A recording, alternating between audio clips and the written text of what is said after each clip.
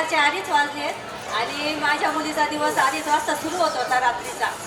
तिला करते सरांचं जे मार्गदर्शन भेटले, क्लास नाही लावायचे. राऊरी तालुक्यात ही एकच शाळा अशी आहे जिथं क्लास लावू नका हे सांगितलं जाते.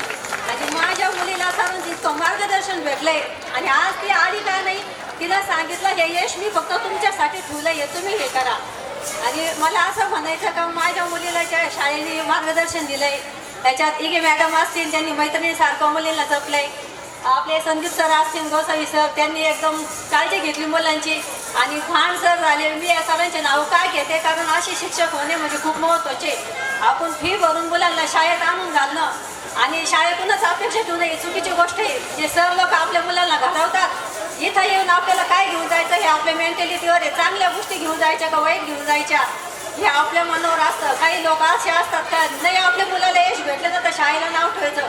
शाळेला नाव ठेवू नका, आपल्या मुलांना आपण लक्ष लावायचं. ज्यावेळेस आपण आपली संपत्ती खरी म्हणजे आपली मुलं आहे. आणि माझ्या मुलीचं मी एक छान एक गोष्ट अशी सांगते की माझी मुलगी नीट करते.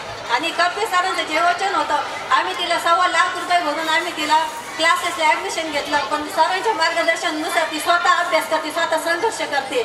माझ्या मुलीचं कौतुक मला इथं का करावं वाटतं कारण ह्या शाळेतून जाताना तिनं आई वडिलांना इतका मान दिलाय ना. असे मुलं आपल्या जन्माला येण्यामध्ये आणि मी एकच आई अशी असून तर स्वतःच्या मुलीचं कौतुक करते. आणि इथून पुढेही मला असं छान भेटावं अशी सगळ्यांजवळ मी अपेक्षा करते. धन्यवाद करते सर तुमचे. खूप खूप धन्यवाद ताई.